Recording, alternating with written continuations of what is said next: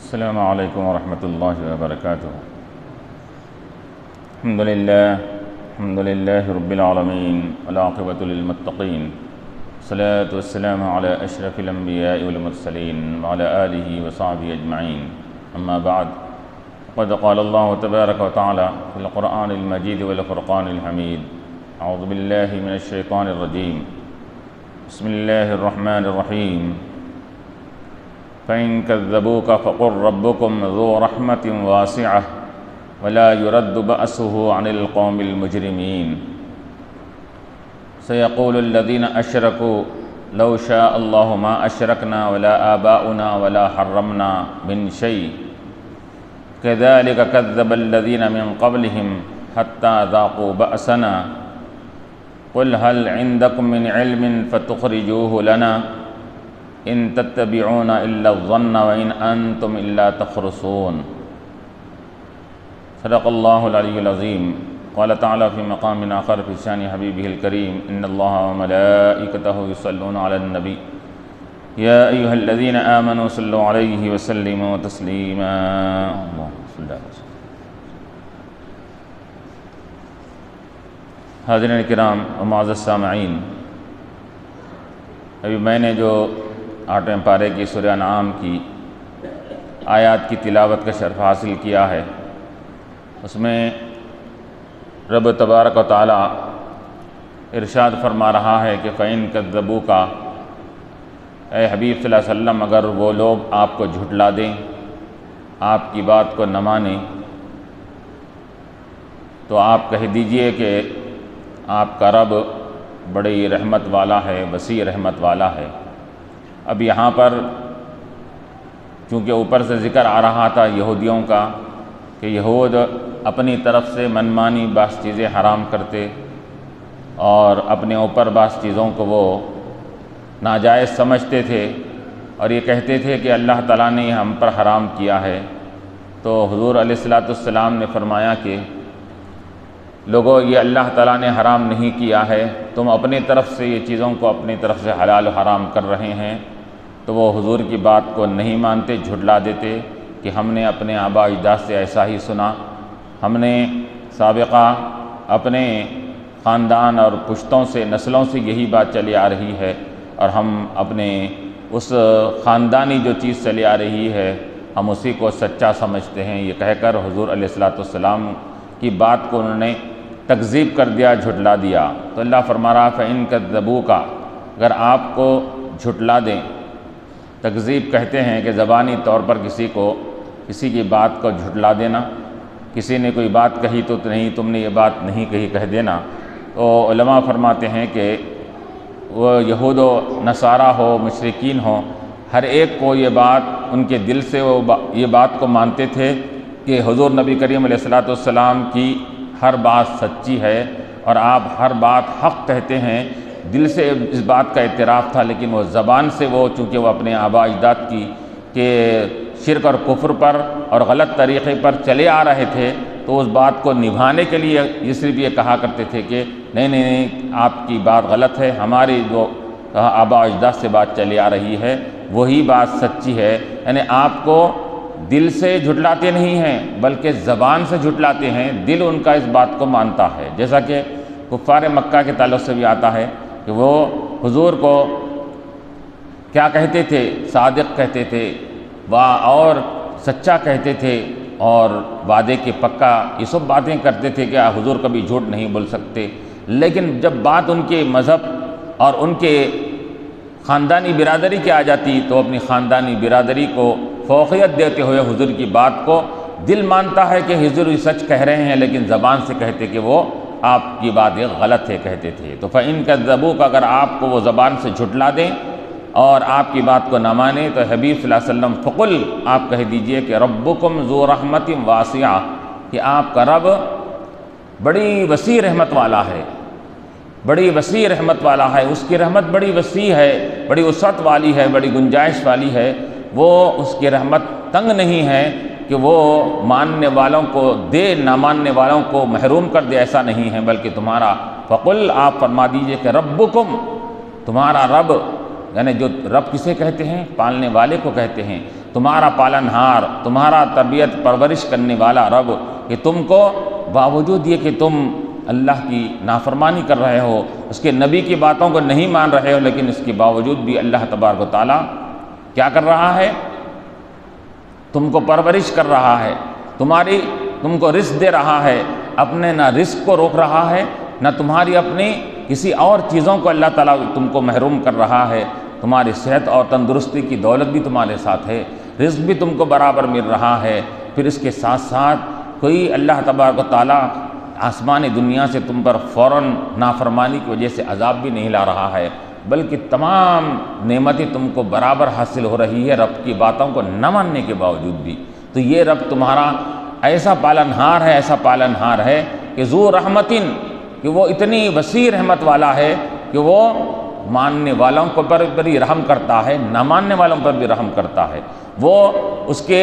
بات اور اس کے حبیب علیہ السلام کی باتوں پر تصدیق کرنے والوں پر بھی رحم کرتا ہے، نہ کرنے والوں پر ورنہ حالانکہ دیکھا جائے تو اگر جو حضور کی بات نہیں مان رہے ہیں، رب کے ساتھ شرک کر رہے ہیں، تو ان کے ساتھ تو یہ ہونا چاہیے تھا کہ فوراً ان کے اوپر عذاب آ جاتا، فوراً ان کے رزق بند ہو جاتا، ان کے لیے کئی رکاوٹیں کھڑا کر دی جاتی، حالانکہ ایسا نہیں ہو رہا ہے۔ تو کیوں نہیں ہو رہا؟ وہ ربکم ذو رحمتن، کہ تمہارا رب بڑی وسیع رحمت والا ہے، کہ وہ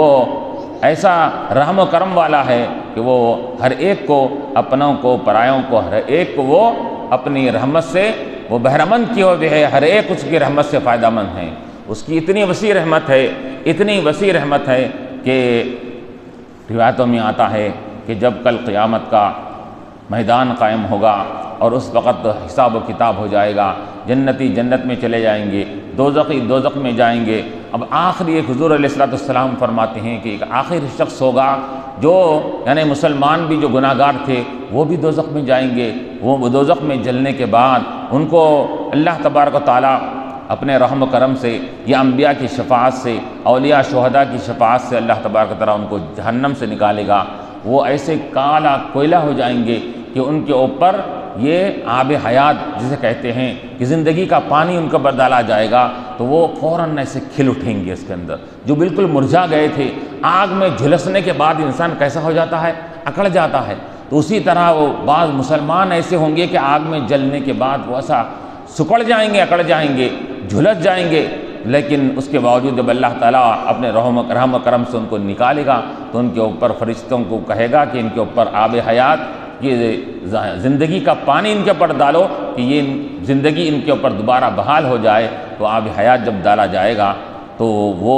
ایسے نکھر جائیں گے، ایسے کھل جائیں گے کہ گویا کہ وہ کبھی جلے بھی نہیں تھے، کبھی خاکستار، اور ان کو کبھی آگ جہنم کی آگ نہیں لگی تھی، بالکل تر و تازہ ہو جائیں گے اس کے اندر۔ تو اب اس کے بعد پھر ان کو جنت میں ڈالا جائے گا۔ جب سب ڈال دیا جائے گا تو حضور علیہ السلام فرماتے ہیں کہ اے میرے صحابہ، معلوم ہے کہ آخر میں سب سے نکلنے والا دوزخ سے کون شخص ہوگا اور آخر میں سب سے جنت میں جانے والا کون سا شخص ہوگا؟ اس کے اندر حضور فرماتے ہیں کہ جب سب جہنم سے نکل کر کئی ایمان والے گناہ گار بھی نکل کر جنت میں چلے جائیں گے، تو اب ایک گناہ گار جہنم کے اندر سے جھانک جھانک کر رب کی رحمت کی طرف دیکھتا رہے گا۔ جہنم کے اندر سے دیکھے گا رب تبارک و تعالیٰ کو، وہاں سے رب کو، اللہ تعالیٰ کو پکارے گا، اے بار الہ، یہ جہنم کی آگ مجھے وحشت اس سے مجھے محسوس ہو رہی ہے، یہ جہنم کی آگ مجھے کھا جا رہی ہے، یہ جہنم کی خطرناک جو بو ہے، بو کی وجہ سے میرے اندر ایک عجیب سی کیفیت پیدا ہو رہی ہے، بار الہ مجھے صرف تو اپنے رحم و کرم فرماتے ہوئے مجھے جہنم سے صرف باہر نکال دے۔ میں یہاں کی بو کو، یہاں کی آگ کی تیزی کو میں برداشت نہیں کر پا رہا ہوں۔ تو وہ بھی مسلمان رہے گا لیکن گناہ گار ہوگا، لیکن وہ تو آخر وہ گناہ گار ہوگا جو جہنم سے نکلنے والا ہے، تو اللہ تعالیٰ سے وہ پکارے گا، اس کی رحمت کو آواز دے گا، اے بار الہ مجھ کو صرف تو جہنم سے باہر نکال دے، اس کے علاوہ میں اور کوئی تجھ سے مطالبہ نہیں کرتا، مجھے جہنم سے باہر نکال دے۔ تو اللہ تعالیٰ اس سے فرمائے گا کہ اے وہ شخص، اے میرے بندے بتا کہ تو یہ بات کہہ رہا ہے کہ جہنم سے نکال دے مجھے، تو اب اس کی نکالنے کے بعد اور تو کوئی دوسرا مطالبہ نہیں کرے گا، تو اور کوئی اور دوسرا ڈیمانڈ تو نہیں کرے گا، تو اپنی کیا معلوم کہ تو جہنم سے نکالنے کے بعد پھر نیا اور دوسرا مطالبہ کرے تو وہ دوزخی کہے گا وہ دوزخ میں رہنے والا مسلمان کہے گا اے بار الہ نہیں میں اور کوئی مطالبہ ڈیمانڈ نہیں کروں گا، بس مجھے جہنم سے باہر نکال دے۔ تو اللہ تبارک و تعالیٰ اپنے فضل و کرم سے اس کو جہنم سے باہر نکالیں گے، نکالیں گے تو جہنم سے باہر آ جائے گا۔ باہر آنے کے بعد اب وہ کچھ دنوں تک اسی طرح وہاں پر رہے گا۔ اب اس کو وہ وعدہ یاد آتا رہے گا کہ میرے رب سے تعالیٰ سے میں نے وعدہ کیا تھا، عہد و پیمان کیا تھا کہ میں اب اس کے بعد کوئی مطالبہ نہیں کروں گا۔ تو اب وہ تھوڑے دن اسی طرح خاموش رہتا ہے۔ پھر اس کے بعد کہ چند دن گزرنے کے بعد، چند لمحات گزرنے کے بعد وہ پھر اللہ تعالیٰ سے دعا کرے گا اے بار الہ مجھے یہاں سے تو نکال دیا، تھوڑا جنت کے مجھے قریب کر دے تاکہ جنت کے کہے تھوڑی آب ہوا، وہاں کی ٹھنڈی ہوا مجھے آ سکے، مجھے سکون مل سکے، کم سے کم جنت کے اندر نہیں تو مجھے کم سے کم جنت کے قریب کر دے۔ یہ اللہ تعالیٰ سے مطالبہ کرے گا تو اللہ تعالیٰ فرمائے گا کہ تو نے وعدہ نہیں کیا تھا؟ وہ کہے گا کہ وعدہ کیا تھا، لیکن اے بار الہ مجھے تو بدبخت مت بنا، جیسا تو کئی مسلمانوں کو نکال کر جنت میں داخل کر کے ان کو نیک بخت بنایا، سعادت مند بنایا، مجھے بھی سعادت مند بنا دے، مجھے بدبخت مت رکھ، مجھے کم سے کم جنت کے دروازے کے قریب پہنچا دے۔ تو اللہ تعالیٰ فرمائے گا کہ ٹھیک ہے، اگر میں تیرا مطالبہ پورا کر دوں تو بتا کہ اس کے بعد پھر اور کوئی ڈیمانڈ نہیں کرے گا، پھر اور کوئی مطالبہ نہیں کرے گا تو وہ پھر قسمیں کھائے گا، پھر اللہ تعالیٰ کی کبریائی کی، اس کے بعد جلال و جلال کی قسمیں کھائے گا، اے رب تیری قسم، تیری ذات کی قسم، تیری کبریائی کی قسم، میں کچھ نہیں بولوں گا، اس کے بعد بس جنت کے قریب پہنچ گیا تو بس میں راضی ہو جاؤں گا، فلاں ایسا اللہ تعالیٰ کے سامنے عہد و پیمان کرے گا۔ تو اللہ تبارک و تعالیٰ اس کو پھر وہاں سے دوزخ کے پاس سے نکال کر اس کو وہاں جنت کے قریب کر دے گا۔ اب جنت کے قریب پہنچے گا، اب جنت کے قریب جب پہنچے گا تو وہاں سے بیٹھ کر جب دیکھ رہا ہے جنت کے اندر ہم اقسام کی نعمتیں ہیں، حور ہے، ملائکہ ہے، فرشتے ہیں اور غلمان ہیں، بہترین وہاں پر باغات ہے، بہترین نہریں ہیں اور وہاں پر بہترین شراب چل رہی ہے، فلاں ہیں، یہ سب تمام چیزوں کو دیکھے گا۔ اب وہ کئی دنوں تک وہ خاموش رہے گا کہ میں نے رب سے وعدہ کر لیا ہے، کیسا وعدے کو میں پھر فوراً کہے اس کو توڑ دوں میں۔ تھوڑے دن خاموش رہنے کے بعد پھر وہ اللہ تبارک تعالیٰ سے مطالبہ کرے گا اے بار الہ مجھ کو اتنا رحم فرما دے کہ مجھے جنت کی صرف اندر داخل کر دے، کوئی بڑا درجہ نہیں تو نہیں، کم سے کم جنت کے اندر داخل کر دے، بس میرے لیے یہ کافی ہے، میرا مطالبہ ہے۔ اللہ تعالیٰ فرمائے گا کیا میں نے تیرے ساتھ، تو نے میرے ساتھ یہ عہد و پیمان نہیں کیا، قسمیں نہیں کھائی، تو نے میرے آئندہ مطالبہ نہیں کروں گا؟ تو وہ کہے گا بار الہ کہ تو مجھے اب اتنا مجھ پر رحم فرما دیا ہے تو تھوڑا اور رحم فرما دے، تیری رحمت وسیع ہے، تو مجھے اتنا رحم کر دے کہ مجھے جنت کے اندر داخل کر دے، بس میں اب اس کے بعد اور کوئی مطالبہ نہیں کروں گا۔ یہ کہے گا تو حدیث شریف میں آتا ہے کہ اللہ کے نبی علیہ السلام فرماتے ہیں انہیں جب بات پر اصرار کرتا جائے گا تو یہ آخری میں جب بات کہے گا اے بار الہ مجھے جنت کے اندر داخل کر دے، تو اللہ تبارک و تعالیٰ اس کے مطالبے کو سن کر اللہ بھی مسکرانے لگے گا، اللہ بھی ہنسنے لگے گا، مسکرائے گا۔ یہ دیکھو اس کے اندر اپنی بات کو وعدے کر کے اپنی بات کو کہے عہد و پیمان بھی کر رہا ہے، بعد میں اپنے عہد و پیمان کو توڑ بھی رہا ہے بول کر، تو اللہ تبارک و تعالیٰ اس کو اپنے رحمت سے اور اپنی وسیع رحمت سے اس کو جنت کے اندر داخل فرما دے گا۔ تو جنت میں تو حضور علیہ السلام فرماتے ہیں سب سے آخر میں جنت میں جانے والا، دوزخ سے نکلنے والا یہ شخص ہوگا جو اللہ تبارک و تعالیٰ کی وسیع رحمت کی بنیاد پر وہاں سے نکلے گا۔ اب دیکھیے یہاں تک تو یہاں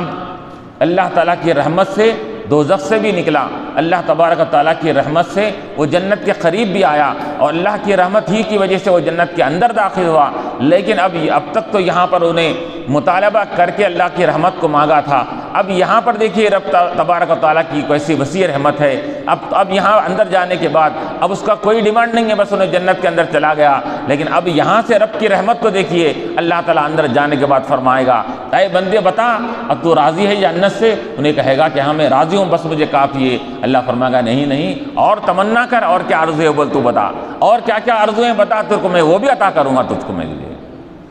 تو بندہ بولے گا اے بار الہ جب یہ مجھے دیا ہے تو عالیشان ایک محل بھی دے دے، نہر بھی دے دے، شراب بھی دے، فلاں یہ انہیں کہے گا اس کے اندر۔ تو اللہ تعالیٰ عطا فرمانے کے بعد پھر وہ بندے سے کہے گا اور کچھ خواہش ہے تو بول، اور کچھ نعمتیں اگر تو چاہتا ہے تو بول اس کے اندر، تو وہ بولے گا نہیں بس میرے لیے بس یہی کافی ہے۔ تو اور اس کو کیا کیا نعمتیں بولنا ہے یاد نہیں آئے گا، اللہ تعالیٰ یاد دلائے گا، اس کو یاد دلائے گا، ارے دیکھ وہ کیا ہے جنت کے اندر یہ حور بھی رہتی ہے، وہاں پر محلات بھی رہتے ہیں، وہاں پر بہترین شراب بھی رہتی ہے، وہاں پر غلمان بھی رہتے ہیں، یاد دلائے گا یہ بھی ہے یہ بھی ہے، کہ یہ نہیں ہونا تیرے کو کہ اس کی تمنا آرزو نہیں کرتا، تو وہ کہے گا کہ بارے الہ تو اگر دینا چاہ رہا ہے تو اس کے لیے میں راضی ہوں۔ تو اللہ تعالیٰ جب انہیں تمنا آرزو کرے گا تو حدیث شریف میں آتا ہے کہ اللہ تعالیٰ فرمائے گا جتنی تمنا اور آرزو تو نے کیا اس کا ڈبل، بلکہ ایک روایت میں آتا ہے کہ اس کا 10 گنا اور اضافہ کر کے ہم تجھ کو عطا کرتے ہیں۔ اس کے اندر تو ایک حور مانگ رہا ہے ہم 10 حور دیں گے، ایک محل مانگ رہا ہے 10 محل دیں گے، ایک حور کی تمنا کر رہا ہے 10 حوریں ہم عطا کریں گے، ایک محل کی تمنا کر رہا ہے 10 محلیں ہم تجھ کو عطا کریں گے۔ اسی طرح ایک شراب کی تو خواہش کر رہا ہے ہم ہمہ اقسام کی شرابیں تیرے لیے مہیا فرمائیں گے۔ تو یہ اللہ تعالیٰ کی یہ وسیع اتنی رحمت ہے اس کے اندر کہ تو ربکم ذو رحمت واسعہ، تمہارا رب بڑی وسیع رحمت والا ہے، اتنی وسیع رحمت والا ہے کہ وہ گناہ گاروں پر جب رحم کرنے آ جاتا ہے تو ان کو بڑے بڑے محلات سے سرفراز فرما دیتا ہے۔ ذو رحمت واسعہ، اللہ خوب رحم فرمانے والا ہے۔ کہ یہاں پر دیکھیے یہ تو وہاں پر مسلمانوں کے ساتھ معاملہ ہے، اب یہاں دنیا میں بھی یہود نصارہ ہے، نافرمانی کر رہے ہیں، نبی کی بات کو نہیں مان رہے ہیں، لیکن اس کے باوجود اللہ تعالیٰ ان پر رحم کیے ہوئے ہے، ان کے کسی بھی چیز میں نعمتوں کو روک رہا نہیں ہے، کسی بھی کھانے کی پینے کی صحت مندی کی تندرستی کوئی نعمت سے وہ محروم نہیں ہے، سب چیزیں ان کو عطا کر رہا ہے۔ یہ اللہ تعالیٰ کی وسیع رحمت ہے۔ اور دوسری اس کی تفسیر علماء نے یہ بھی بیان فرمائی کہ ربکم ذو رحمت واسعہ، تمہارا رب بڑی وسیع رحمت والا ہے۔ اس سے مراد یہ ہے کہ تمہارا رب یہ خوب رحمت والا ہے، یعنی ایسی رحمت والا ہے کہ اس نے تمہارے لیے اپنے رحمت والے نبی کو عطا فرمایا ہے۔ اس کے اندر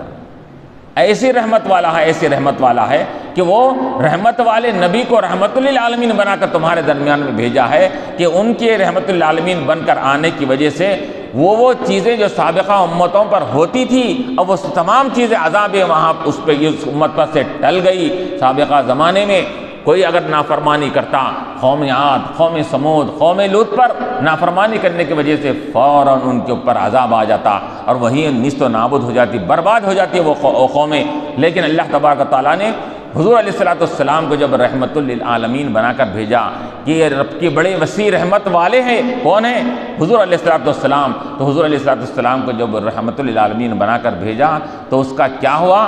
اس کا یہ ہو گیا کہ اللہ تبارک و تعالیٰ کہ کیا فرماتا ہے وما کان اللہ لیعذبہم وانت فیہم، اے حبیب اب تک ہم آپ آنے سے پہلے دوسرے انبیاء علیہ السلام کے زمانے میں نافرمانی ہوتی تو ہم عذاب نازل کر دیتے تھے، فوراً ان کو عذاب کے میں مبتلا کر کے ان کو نیست و نابود کر دیتے تھے۔ لیکن اب بتائیے کہ وما کان اللہ لیعذبہم وانت فیہم، اے حبیب آپ کو ہم نے رحمت للعالمین بنا کر بھیجا ہے، آپ کے رہتے ہوئے ہم ان کے اوپر عذاب کیسے نازل کریں گے؟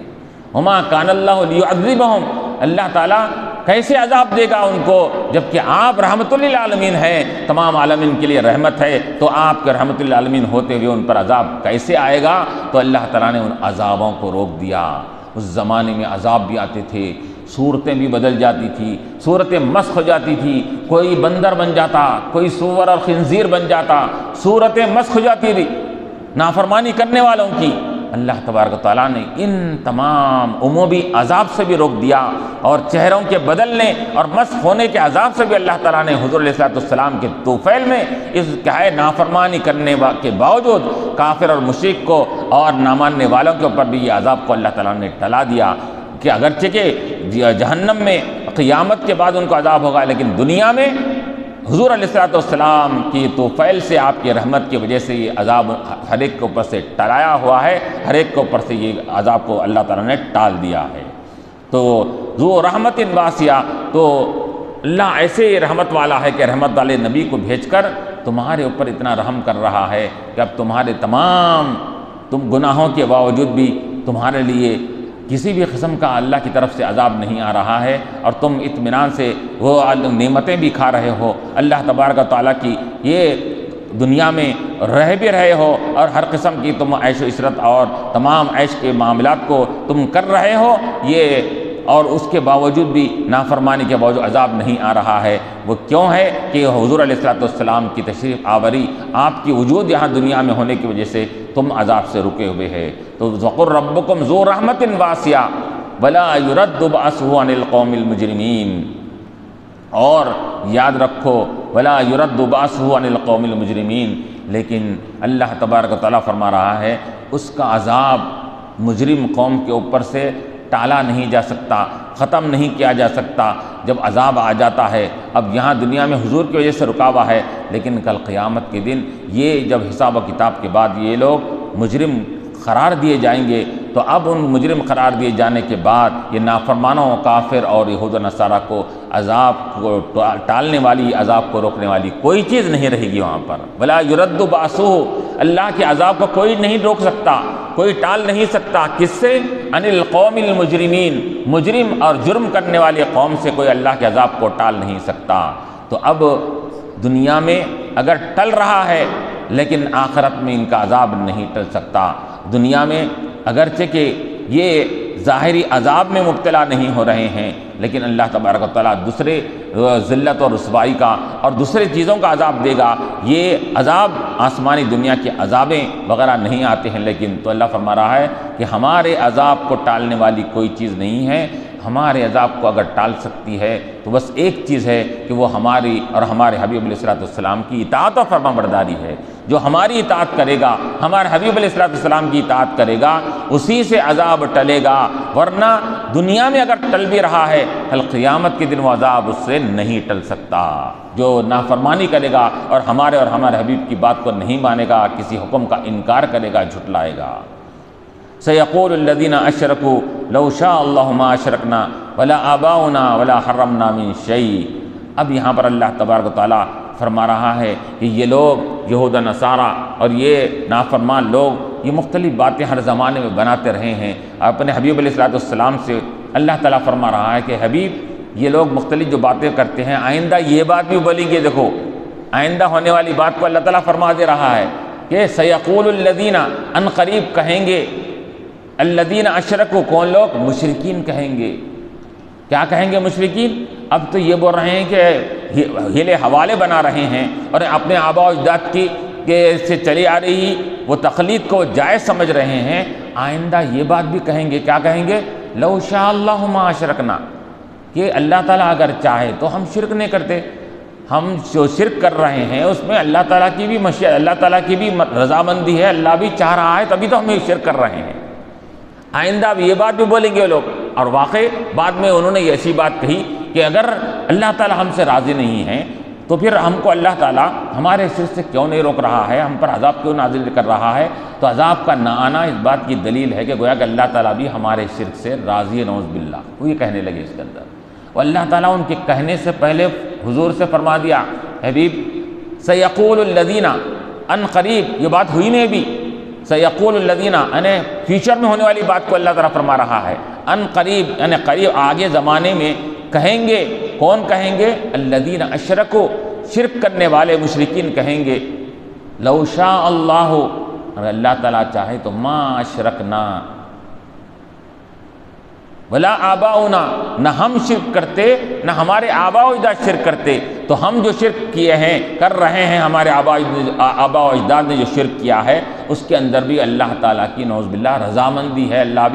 اللہ بھی اس سے راضی تھا، تبھی تو ہمارے آباء و اجداد بھی شرک کرے، ہمارے باپ دادائیں بھی، اور ہم بھی شرک کر رہے ہیں۔ تو اب یہاں پر انہوں نے جیسا کہ اس سے پہلے بھی کہا گیا کہ ہر چیز میں، ہر کام میں اللہ کی مشیت ہے، یہ بات تو پکی بات ہے، یہ بات تو بالکل یقینی بات ہے کہ ہر چیز میں اللہ کی مشیت ہے۔ مشیت کا ہونا الگ ہے اور رضامندی کا ہونا الگ بات۔ اس سے پہلے بات کہی گئی ہے کہ مشیت ہر چیز میں ہے۔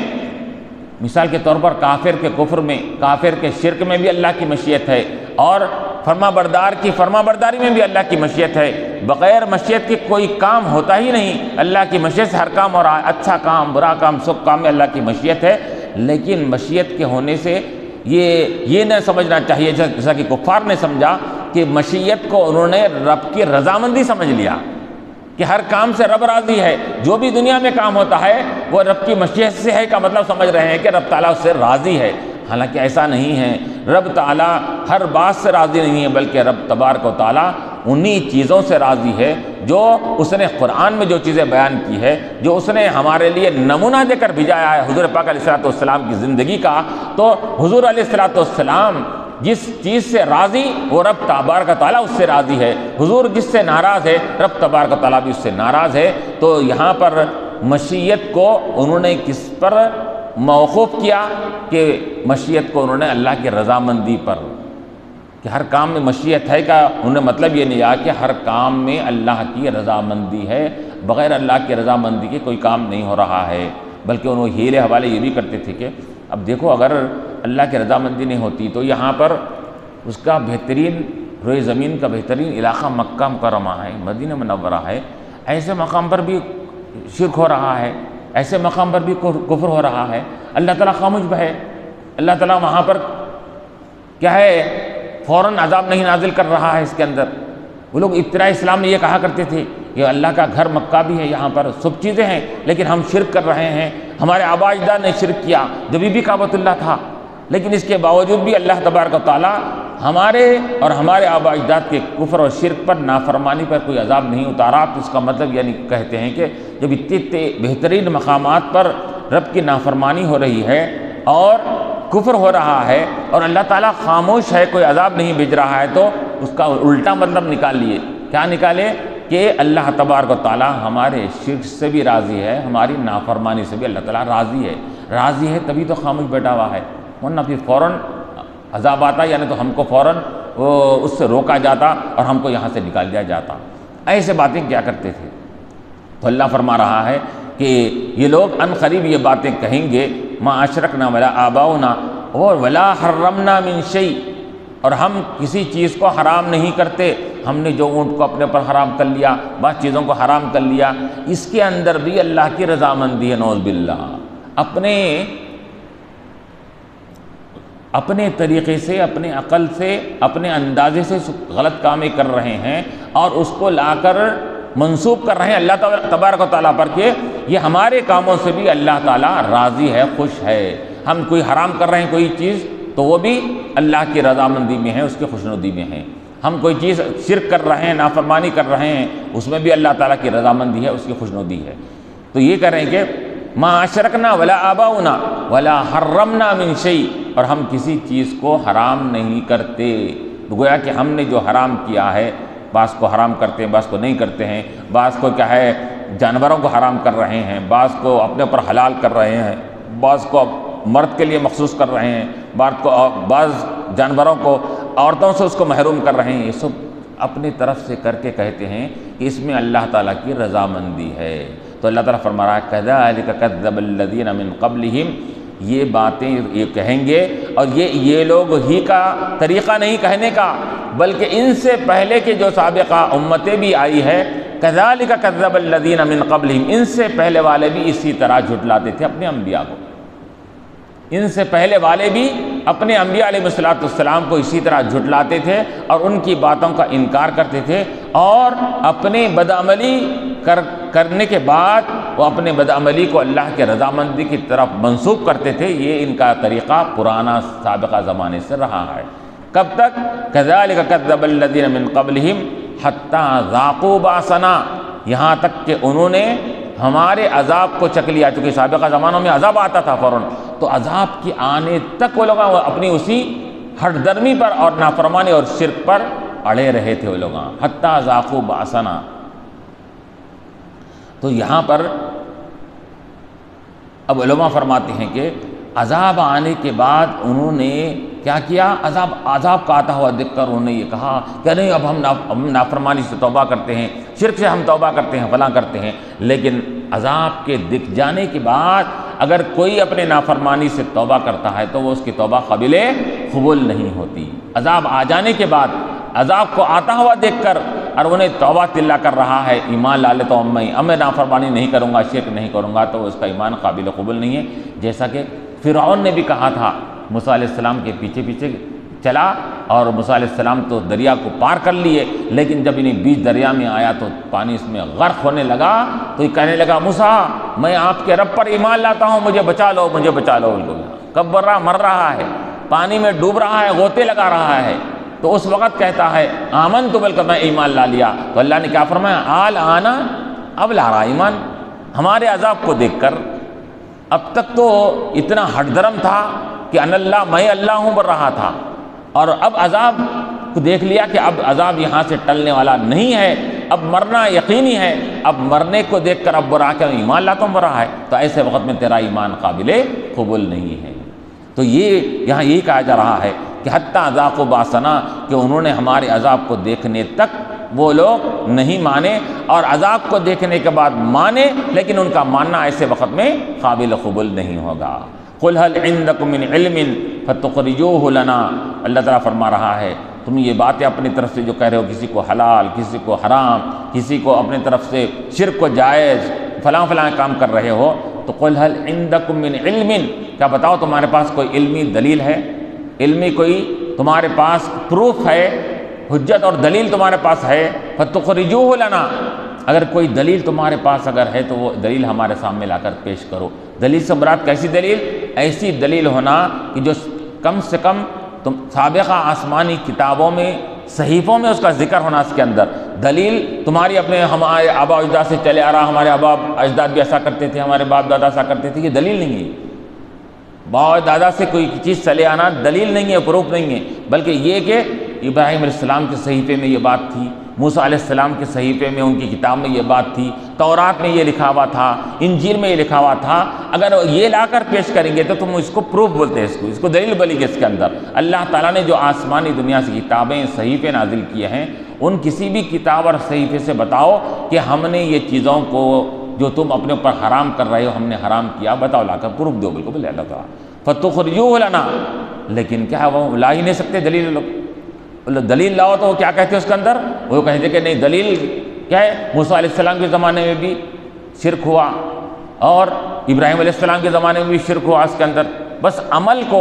وہ لوگ پروف بنا رہے ہیں، عمل کو دلیل بنا رہے ہیں، اور عمل دلیل نہیں بنتا، لوگوں کی عوام الناس کا عمل دلیل نہیں بنتا، دلیل کے لیے کوئی آسمانی کتاب صحیفہ ہونا ضروری ہے اس کے اندر۔ تو فتخرجوه لنا،